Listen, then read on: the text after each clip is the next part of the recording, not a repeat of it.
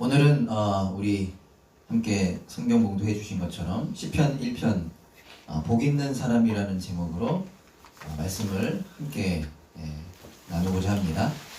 여러분들 다 기억하시겠지만 시편 1편 말씀은 우리 작년에 전도사님들께서도 설교하셨던 말씀입니다.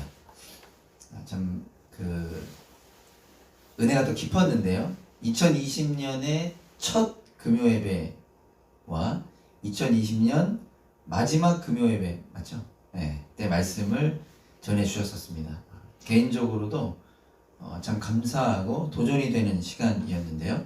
오늘 다시 한번 이 말씀을 나누고자 합니다. 다시 한번 이 말씀을 나눌 때 그때와 같은 은혜, 그때와 동일한 은혜, 그리고 지금 우리에게 필요한 새로운 은혜가 가득하기를 소망합니다. 기회가 되신다면 아마 우리 2020년 첫 금요예배 설교는 유튜브에 아쉽게도 없지만 2020년 마지막 금요예배 설교는 유튜브에 있거든요. 또 한번 보시는 것도 좋을 것 같고 제가 최대한 겹칠 수밖에 없겠지만 겹치지 않는 부분을 좀 중심으로 해서 좀 오늘 여러분들과 나누고자 합니다. 시편 말 그대로 시편은 시이자 노래입니다. 시이자 노래인데요. 하나님의 사람들이, 하나님을 믿는 하나님의 자녀들이 하나님께 기도하고 찬양하고 감사하는 내용들. 동시에 하나님의 자녀들이 하나님 앞에서 그들의 어려운 힘든 상황 가운데 탄식하고 탄원하는 내용들로 이루어져 있는 것이 시편입니다. 시편에 대해서 여러분들이 많이들 아시는 팀 켈러라고 하는 목사님이 이런 말을 했습니다. 시편을 묵상하십시오. 시편은 자동으로 기도로 이어지게 하고 신학을 기도와 잘 연결시켜 줍니다. 이해되시나요? 시편을 읽으면 이 시편이 우리로 하여금 기도하게 하고 신학, 어려운 말일 수도 있겠지만 성경 안에 담겨져 있는 그 하나님의 말씀들, 하나님의 가치관들, 기준들이 또 기도와 연결되게 해준다라는 것입니다. 존 파이퍼 목사님은 이런 말을 했습니다. 시편은 가장 높고 위대하신 하나님께 우리의 마음을 이끕니다. 우리의 감정이 하나님을 더욱 열망하게 하고 우리의 생각이 하나님을 더욱 명확하게 이해하게 합니다. 저와 여러분들이 시편을 읽으면 우리의 이 감정, 때로는 많이 휘둘리는 지금 특히 어려운 가운데 있지 않습니까? 이 우리의 감정이 다른 데로 흐르는 것이 아니라 하나님께로 향하게, 하나님을 갈망하게 하고 동시에 우리가 또 우리의 수준에 따라 우리의 상황에 따라 하나님을 잘못 이해하기도 하잖아요. 그러나 이 시편이 우리로 하여금 하나님을 더욱 명확하게 이해하게 한다는 것입니다. 그래서 본래 6월달 선교의 달을 맞아서 선교에 대한 말씀을 좀 선포하려고 했는데요. 오늘은 그 선교에 대한 말씀이 아닌 이 시편 말씀을 나누려고 하는데 그 이유가 바로 여기에 있습니다. 우리도 시편의 기자들처럼 하나님을 더욱 바라보기를 소망하는 마음으로 이 말씀을 오늘 선포하는 것입니다. 매일매일 하나님을 더욱 바라보기를 소망하고 특별히 코로나라고 하는 이 상황 가운데 또 락다운이라고 하는 이러한 상황 가운데 저와 여러분들이 하나님을 더욱 바라보기를 소망하는 것이고요. 하나님이 하나님이신 것을 기억하기에 하나님께 더욱 간구하기를 소망하는 것입니다. 하루하루가 비록 락다운임에도 불구하고 금방 지나감을 여러분 다들 아마 느끼실 겁니다. 정신없이 지나가죠. 이 세상이 또한 우리를 가만히 두지 않습니다. 사람들이 SNS가 우리를 가만히 두지 않는 이 시간 가운데 저와 여러분들이 더욱 하나님 앞에 나아가고 하나님 앞에 엎드리기를 원하는 것입니다. 예수님의 십자가와 부활을 붙잡기를 원하는 것입니다. 시편의 기자들처럼 그래서 하나님을 찬양하고 하나님께 감사하고 하나님께 간구하고 때론 우리의 마음들을 다른 데다가 털어놓는 것이 아니라 그 하나님 앞에 털어놓는 것을 통하여 우리의 영혼이 회복되기를 바라는 것입니다. 너무나 자주 이야기해서 이제는 때론 듣기 싫을 수도 있고 그냥 지나칠 수 있지만요. 코로나라고 하는 이 팬데믹 상황이 계속해서 이어지고 있고요. 우리가 살고 있는 이곳 멜번은 4번째 락다운의 시간을 보내고 있습니다. 정말 많은 사람들이 생각보다 많은 사람들이 힘들어하고 있는 시간입니다. 그럼에도 불구하고 동시에 어쩌면 많은 분들이 이제는 이 코로나라고 하는 시간, 코로나라고 하는 상황을 살아가는 방법을 터득했을 수도 있을 것 같아요. 그럼에도 불구하고 우리가 이 코로나라고 하는 상황을 살아가는 방법은 터득했을지 모르나 사실 자세히 살펴보면 그럼에도 불구하고 우리의 마음, 우리의 영적인 건강이 많이 흐트러져 있을 수 있겠다 싶습니다. 위기 가운데 있을 수 있겠다 싶습니다. 여러 가지를 보면 알 수 있겠지만 그 중에 하나만 언급해 보면 우리들이 지금 예배 드리는 자세만 봐도 알 수 있을 것 같아요. 여러분들만 아시고 하나님만 아시는데요. 여러분 지금 예배 드리는 자세가 어떻습니까? 여러분 어떤 모습으로 예배 드리고 계시나요? 지금 여기에 우리 5명은 반듯하게 앉아서 예배를 드리고 있지만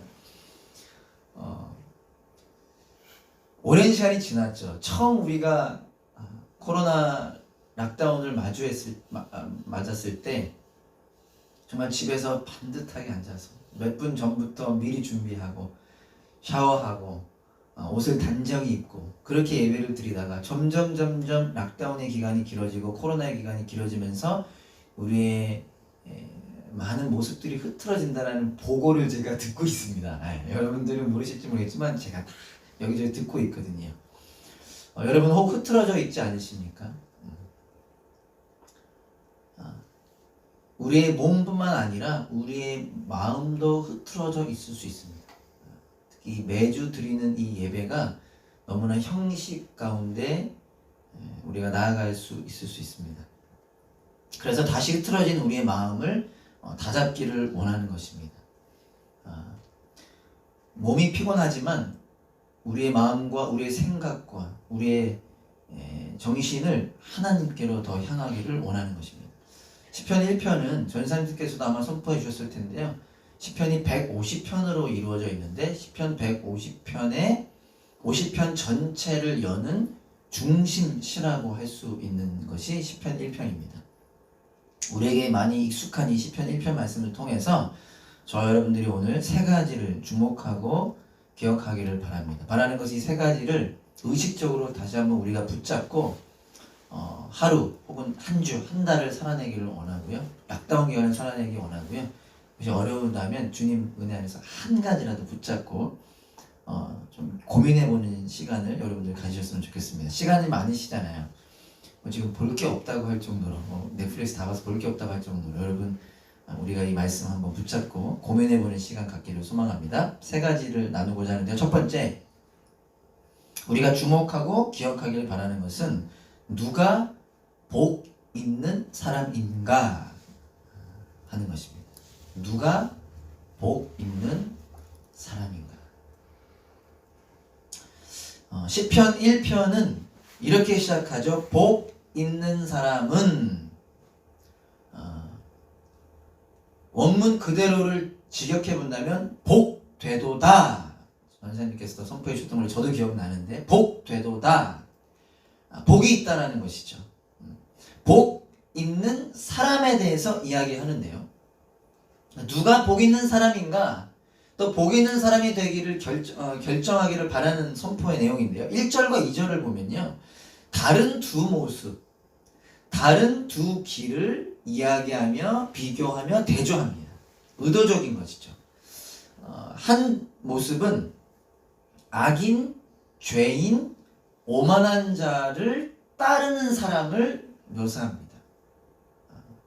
악인, 죄인, 오만한 자, 그리고 그들의 방식을 따르는 사람을 묘사하고요. 다른 한 모습은 하나님의 말씀을 따르는 사람을 선포합니다. 그러니까 오늘 이 부분을 통해서 우리가 주목하고자 하는 것이 무엇이냐? 이 시편 1편을 기록한 시편의 저자가 누구를 따르는지, 무엇을 따르는지, 그 따르는 행동을 강조하고 있다는 것입니다. 그 따르는 자의 행동, 그 따르는 자의 모습을 강조하고 있다는 것입니다. 그러면서 자연스럽게 무엇을 선포하고 있는 것입니까? 하나님의 말씀을 따르는 사람이 복이 있다. 이런 것도 따르고 저런 것도 따르고 저런 것도 따르지만 특히 오늘 시편 말씀에서는 죄인의 길, 악인의 길, 오만한 자의 길을 따르는 사람이 있지만 하나님의 말씀을 따르는 사람이 복이 있다는 것을 비교하며 선포하고 있는 것입니다. 존 파이프 목사님이요, 이 1절 말씀을 통해서 이런 말을 하시더라고요. 1절 말씀이 죄인의 꾀를 따르고 악인의 꾀를 따르고 죄인의 길에 서고 오만한 자의 자리에 앉는 사람을 묘사하는데요. 이렇게 이야기합니다. 누구도 의무감 때문에 악인의 꾀를 따르지는 않는다. 누가 따르라고 해서 억지로 따르는 것이 아니라는 것입니다. 많은 사람들이 세상을 따르는 이유가 무엇 때문이라는 거예요? 세상이 좋기 때문이라는 겁니다. 세상의 방식을 즐거워하기 때문에 따른다는 거예요. 당연하지 않습니까? 자기가 볼 때 좋으니까 따른다는 거예요. 우리 전사님께서 설교해 주셨을 때 제가 기억이 나는데요. 점점 깊어지죠. 악인의 꾀를 따르다 죄인의 길에 서게 되고요. 그러다 오만한 자의 자리에 앉게 되는 점층법을 쓰고 있잖아요. 점점 더 깊어져 가는데 왜 깊어지는 거죠? 누가 시켜서 억지로 그렇게 하는 겁니까? 아니죠. 자기가 좋으니까요. 세상을 보니까 좋아서 따르다가 그 길에 서게 되고 그 자리에 앉게 되는 것. 당연한 이야기라는 겁니다. 그런데 시편 기자가 2절에서는 이러한 말을 하고 있죠. 2절을 다시 한번 보면요. 복 있는 사람은 오로지 주님의 율법을 즐거워하는 사람이다. 이 율법이라고 하는 것을 주님의 교훈이라고 바꿀 수도 있는데요. 그러나 복 있는 사람은 누구냐? 하나님의 말씀을 즐거워하는 사람. 세상을 즐거워하는 사람이 아니라 하나님의 말씀을 즐거워하는 사람이 복 있는 사람이라는 것입니다. 여러분, 제가 여러 번 언급을 했던 부분이긴 한데요. 하나님의 말씀을 즐거워한다? 어떤 의미일까요?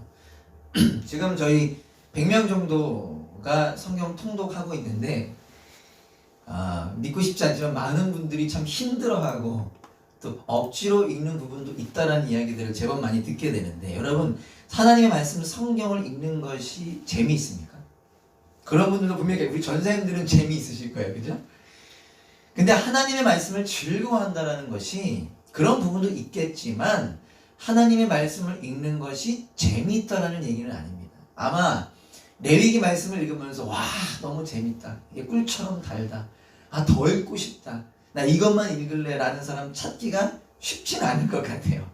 재미가 있지는 않습니다. 근데 그 하나님의 말씀을 즐거워한다는 의미는 그런 의미가 아니라 어떤 의미이죠?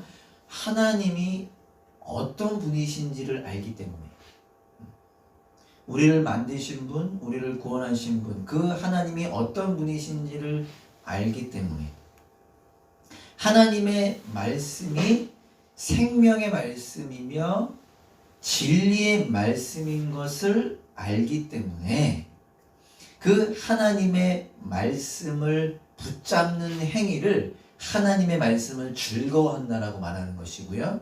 하나님의 말씀이 꿀보다 달다라고 말하는 것입니다. 그것이 중요하다라는 것을 알아서 그것을 붙잡는 것, 그것을 사모하는 것, 그것을 갈망하는 것, 그것이 즐거워한다라는 뜻입니다. 즉 시편 1편의 기자는 무엇을 말하고 있는 것입니까? 하나님이 복이라는 거예요. 하나님과의 관계가 복이라는 것입니다. 그렇기 때문에, 그것을 알기 때문에 세상을 따르지 않기로 결정하고 하나님의 말씀대로 살기로 결정하는 사람이 복 있는 사람이라고 말하고 있는 것입니다. 여러분, 지금 락다운 기간에 저 여러분들이 하는 것 중에 하나가 이미 오래됐지만요. 마스크를 끼는 것 아닙니까? 마스크 끼는 거 좋아서 즐거워하는 사람 별로 없을 것 같아요. 왜 마스크를 끼냐? 그것을 껴야지만 우리가 보호될 수 있기 때문에, 그것을 껴야지만 다른 사람들도 보호할 수 있기 때문에, 우리의 생명, 다른 사람의 생명을 지킬 수 있기 때문 아닙니까? 마찬가지라는 것입니다.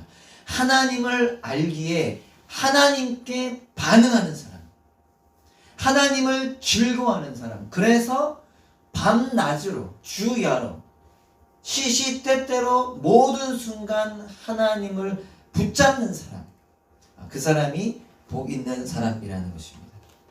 금요일날 여호수아를 보고 있는데요, 이제 곧 끝나가는데요, 여호수아가 선포하죠. 나와 내 집은 오직 여호와를 따르겠다라고 선포하지 않습니까? 오늘 시편 말씀을 통해서 여러분 한 사람 한 사람 질문해 보기를 소망합니다. 시간 많으시잖아요. 한번 꼭 질문해 보십시오. 세대별 모임 때 줌으로 할 때 꼭 질문해 보십시오. 공격성 질문이 아니라 스스로에게 한번 질문해 보시길 바랍니다. 여러분은 지금 어떤 길을 가고 계십니까? 여러분은 어떤 것에 영향을 받고 계십니까? 여러분 무엇을 즐거워하고 계십니까? 하나님 안에 거하는 저 여러분 되기를 소망합니다. 하나님을 알기. 여러분 입술로는 우리가 늘 기억하여 선포하잖아요. 예수님만이 길이요 진리요 생명이라고 선포하지 않습니까? 그것을 정말로 알기. 누가 낭떠러지를 향해 걸어가는 사람 누가 있나요? 예수님이 정말 길이요 진리요 생명인 것을 알기 때문에 그분 안에 거하는, 그리고 그분 안에 거하고자 몸부림치는 저와 여러분들 될 수 있기를 간절히 소망합니다. 두 번째 우리가 주목하고 기억하고자 하는 것은요, 우리는 심은 나무다 라는 것입니다. 우리 각자 있는 곳에서 한번 선포해 볼까요? 우리는 심은 나무다. 네, 감사합니다. 여기 있는 분들 너무 감사합니다. 3절은 이렇게 선포합니다. 복 있는 사람에 대해서 이렇게 우리가 이해할 수 있는 비유적 표현으로 이렇게 묘사하죠. 그는 복 있는 사람을 말하죠. 주님의 말씀을 즐거워하는 사람을 말합니다. 시냇가에 심은 나무가 철 따라 열매를 맺으며 그 잎이 시들지 아니함 같으니. 복 있는 사람은 시냇가에 심은 나무라는 것입니다. 이것을 직역하자면 이렇게 표현할 수 있습니다. 하나님의 정원에 심겨진 나무. 우리가 생각하는 그 시냇가도 마를 수 있지만 하나님의 정원에 심겨진 나무. 여러분 우리가 주목하고자 하는 게 어떤 의미입니까? 시냇가에 심은 나무. 누군가가 심은 나무라는 거예요. 누군가가 심은 나무다. 야생나무가 아니라 선택되어서 누군가의 소유물이 된 나무라는 것입니다. 그 누군가는 누구입니까? 하나님 아버지죠. 하나님께 선택되어 하나님의 소유물 되어 하나님께서 붙잡아 주시는 존재가 시냇가에 심는다는 거예요. 즉 오늘 시편 1편을 통해서 우리가 무엇을 다시 기억하게 되는 것입니까? 우리의 정체성, 우리가 누구냐라는 것입니다. 이 코로나 시대 가운데, 락다운 시대 가운데 우리가 누구인지를 다시 한번 기억하기를 바라는 것입니다. 우리는 누구입니까? 예수님의 십자가의 은혜로 새로운 사람, 새로운 피조물, 하나님의 자녀가 된 존재입니다. 자녀의 특징 중 가장 큰 특징이 무엇입니까? 아이들이 엄마 아빠를 찾듯이 시도 때도 없이 찾잖아요. 배가 고파도 찾고 졸려도 찾고 아파도 찾고 응아를 해도 찾고 시도 때도 없이 찾지 않습니까? 그렇게 하나님을 아빠, 아버지라고 부르게 된 존재가 우리라고 하는 사실을 다시 한번 기억하기를 바라는 것입니다. 그런 우리에게서는 어떤 일이 일어나느냐? 열매가 맺히게 되어 있습니다. 하나님께서 심은 나무에서 잎이 마르지 않고 열매가 맺듯이 마찬가지라는 거예요. 우리에게서 열매가 맺히게 되어 있다라는 것입니다. 금요 예배 때 성령의 9가지 열매를 우리가 살펴보았습니다. 예수님을 믿는 자들에게서, 그 안에 성령님이 계시는 자들에게서 성령의 열매가 맺힌다. 여러분 어떤 열매들이 있는지 기억하시나요? 사랑, 희락, 화평, 오래 참음, 자비, 양선, 충성, 온유, 절제. 생각나시나요? 이러한 열매들이 저와 여러분들 너무나 부족하고 연약함에도 불구하고 예수님이라고 하는 나무에 붙은 가지인 우리에게서 그러한 열매가 나온다는 거예요. 중요한 것은 오늘 이 말씀을 통해 우리가 기억하길 바라는 것은 코로나 기간에도 우리는 열매를 맺을 수 있다는 사실입니다. 열매가 맺히게 되어 있다는 거죠. 즉 사랑이라는 열매로 우리는 살아갈 수 있고요. 그 사랑이라는 열매를 나눌 수 있다는 것입니다. 기쁨이라고 하는 열매를 우리는 코로나임에도 불구하고 맺을 수 있고요. 코로나임에도 불구하고 그렇게 살아갈 수 있고요. 그 열매를 다른 이들에게 나눌 수 있다는 것입니다. 오래 참음이라고 하는 열매로 우리는 살아갈 수 있고요. 그 오래 참음이라는 열매를 다른 이들에게 나눌 수 있다는 것입니다. 하나님께서 저와 여러분들을 교회로 부르셨잖아요. 한 몸 되게 하셨잖아요. 하늘 가족이라는 표현을 우리 쓰지 않습니까? 우리 가족만 우리 가족이 아니라 이 교회가 하늘 가족된 존재이지 않습니까? 물론 코로나 락다운으로 인해서 제약되는 것들이 많습니다. 우리에게 한계들이 많이 있을 수 있어요. 그럼에도 불구하고 여전히 우리가 할 수 있는 것들이 많이 있다는 것입니다.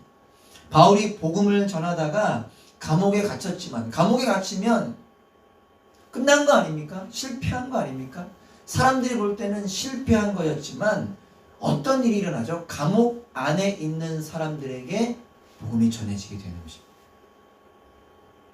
그리고 그들이 그 복음을 통하여 예수님을 믿고 구원받는 일들이 일어나게 됐던 것이죠. 마찬가지라는 거예요. 우리가 어디에 있든 어떤 상황 가운데 있든지 간에 열매를 맺는 삶을 살게 되었다는 것입니다. 우리가 그것을 기억해야 되는 거예요. 왜냐? 우리가 그것을 기억할 때 우리가 성령님을 따르고자 하고 그 성령의 열매를 우리의 눈으로 볼 수 있게 되는 것입니다. 사랑하는 여러분, 하나님께서요, 저와 여러분들을 하나님의 정원에 심으셨습니다. 우리를 은혜에 심으셨다는 거예요. 여전히 그런 우리에게도 어려움과 유혹은 있겠지만, 여전히 우리에게 아픔과 눈물과 고통과 혼란과 그런 여러 가지 갈등들도 있지만 우리는 그 은혜로 살아낼 수 있습니다. 그럼에도 불구하고 열매를 맺으며 살아갈 수 있습니다.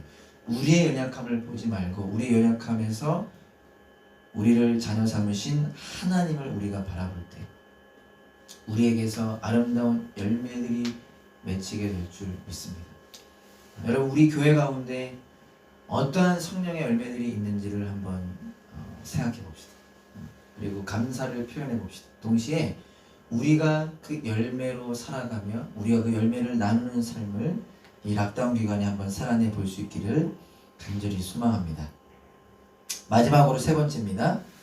마지막으로 세 번째, 묵상하는 자세가 필요하다라는 것입니다. 우리 한번 따라해 볼까요? 묵상하는 자세가 필요하다. 묵상하는 자세가 필요하다. 첫 번째, 누가 복 있는 사람인가? 두 번째, 우리는 심은 나무이다. 세 번째, 묵상하는 자세가 필요하다.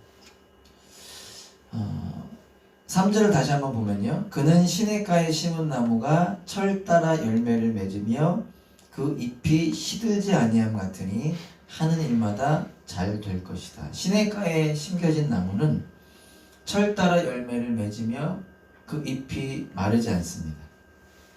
그러니까 하나님께서 우리로 나무로 하여금 열매 맺게 하시는 거죠. 저희가 조금 전에 살펴보았던 것처럼요. 그런데 그 은혜 안에서 나무가 해야 될 일이 있습니다. 나무가 무엇을 해야 될까요? 나무가 뭘 해야 될까요?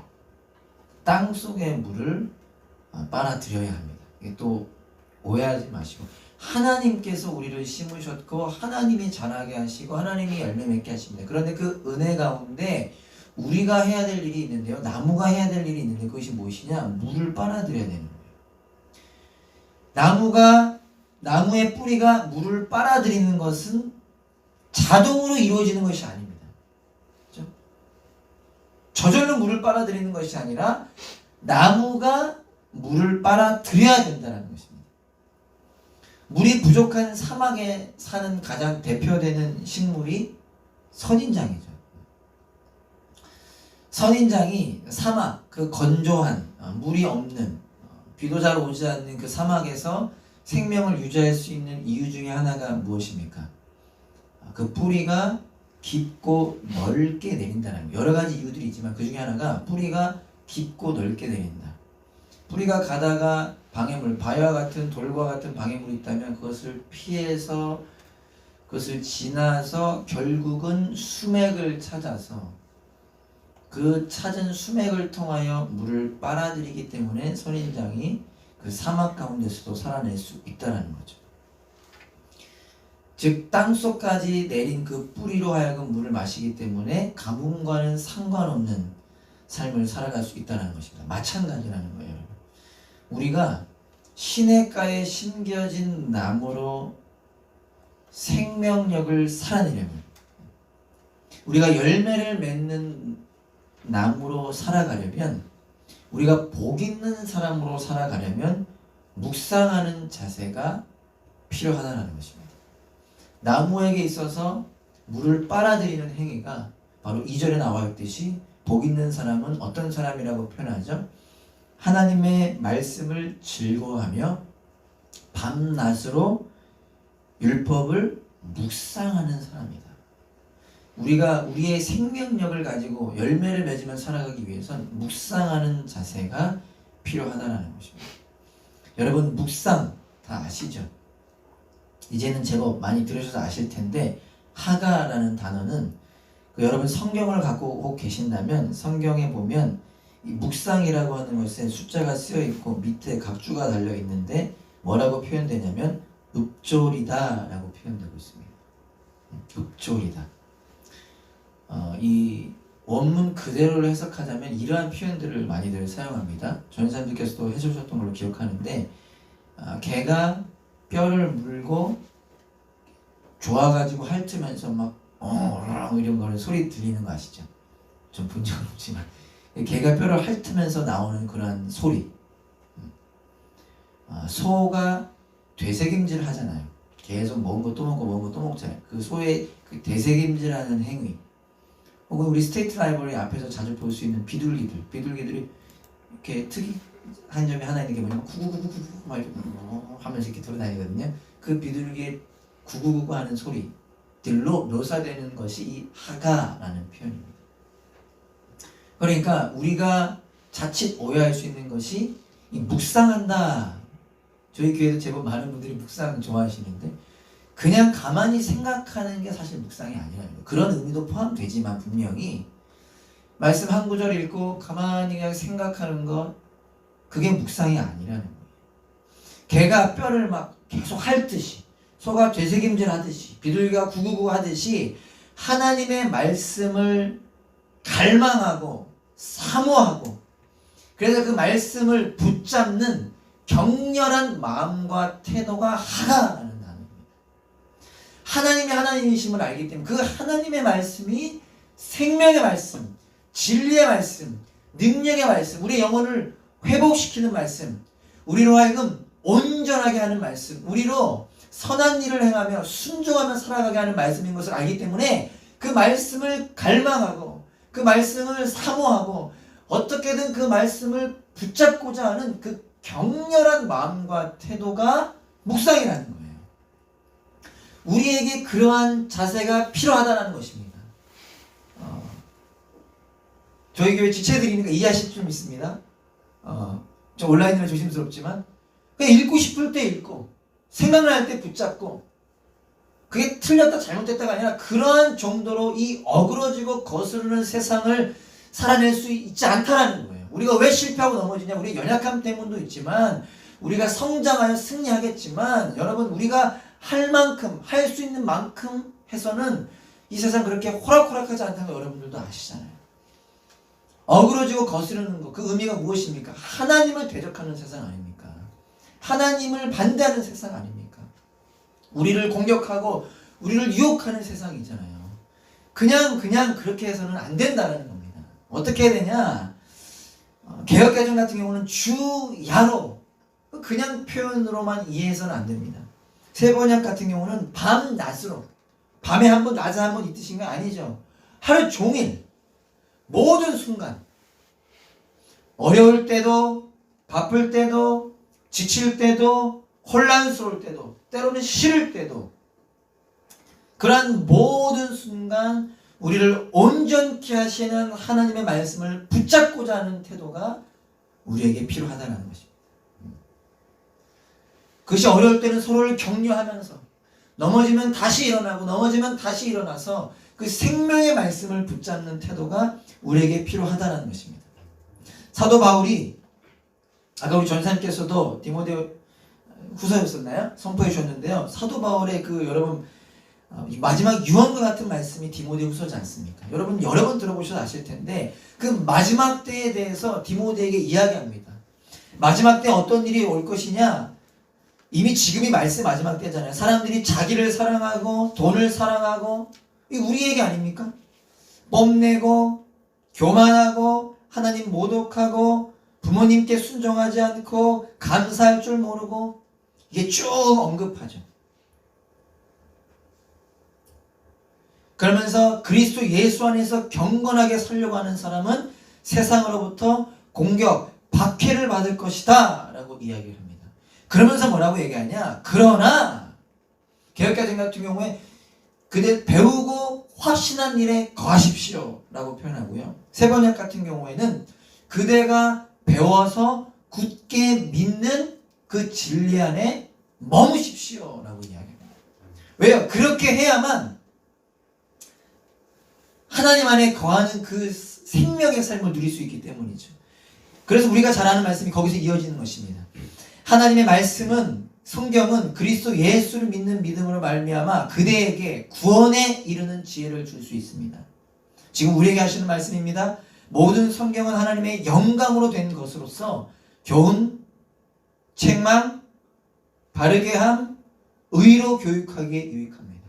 지금 이 혼란스러운 세상을 살아가는 우리로 하여금 교훈해주고 책망해주고 바르게 해주고 의로 교육해준다는 것이죠. 그리고 뭐라고 선포하죠? 하나님의 사람을 유능하게 하고 그에게 온갖 선한 일을 할 수 있게 하는 것입니다.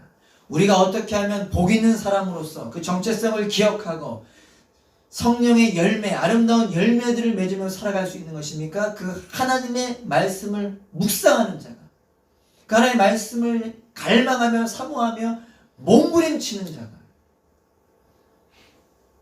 그 말씀 안에 머무는 자가 그러한 삶을 살 수 있다는 것입니다. 여러분, 여러분들을 축복하면서 권면하고 싶습니다. 목사님 또 이제 성경통독 끝나가니까 성경통독 강조하려고 갑자기 그냥 저에게 생각난 거예요. 여러분 정말 축복하며 권면합니다. 율법적이자라는 게 아니에요. 형식적이자라는 뜻이 아닙니다. 우리를 지키는 데 있어서 우리가 지혜를 구하며 우리가 훈련하고 우리가 결단하며 몸부림치자라는 것입니다. 아무리 바빠도 밥 먹잖아요. 아무리 바빠도 할 거 다 볼 거 보시잖아요. 삶의 우선순위로 하나님의 말씀을 붙잡는 것에 두기를 원합니다. 잘 되지 않는 게 많은 분들의 모습입니다. 저도 때로는 어려울 때가 있습니다. 그러나 생명이 거기에 있음을, 생명의 길이 거기에 있음을 우리가 기억하고 몸부림치는 모습이 적어도 우리에게 필요하지 않겠습니까? 늘 그냥 어쩔 수 없어로 되지 않습니다. 이제는 눈물을 흘리면서 잘 되지 않는 것들을, 특히 여러분 매일매일 하는 것이 중요합니다. 몰아서 하서는 안 됩니다. 매일매일 그 말씀 안에 거하는 저와 여러분 될 수 있기를 간절히 소망합니다. 말씀을 마치겠습니다. 여러분 이 시편 말씀 우리가 통해서 저와 여러분들의 삶이 다시 회복되고 재정립되기를 바라는데요. 복 있는 사람, 하나님께 거하는 사람은 나무와 같다라고 이야기하고요. 그 반대되는 사람은 세상에 거하는 사람, 쭉정이와 같다 그래요. 겨와 같다 그래요. 여러분 겨가 뭔지 아시죠? 이렇게 채로 탁 치면 바람에 휙 날려가는 것들. 근데 재미있게도 이 시편이 시이자 노래잖아요. 하나님 안에 거하는 사람 나무, 이 나무가 이 히브리 원어로 에츠라는 단어입니다. 그냥 들으세요. 저도 잘 외우지 못하는 에츠라는 단어가 쓰이고요. 이 바람에 나는 쭉정이가요 모츠라고 쓰여집니다. 그 에츠, 모츠 일부러 뒤에 운율이 맞는 단어들을 사용했다라고 우리가 해석할 수 있는데, 이 시편 이 저자의 이 시와 노래를 통하여 듣는 이들 하여금 쉽게 기억하게 해주는 은혜인 것 같아요. 복 있는 사람으로 시작해서 망하는 악인으로 끝이 납니다. 이 시편 1편이요. 그 시작도 이 히브리어 시작과 끝 단어로 딱 끝나면서 에츠와 모츠를 여러분이 기억하시면 좋을 것 같아요. 복 있는 사람은 하나님의 정원에 굳건히 심겨진 나무, 그래서 영원한 생명을 살아가는 것이고, 세상에 거하는 자는 모츠, 지금은 보이지 않을지 몰라도 심판받을 때에 몸을 가누지 못하며 그 바람에 나누는 겨처럼요.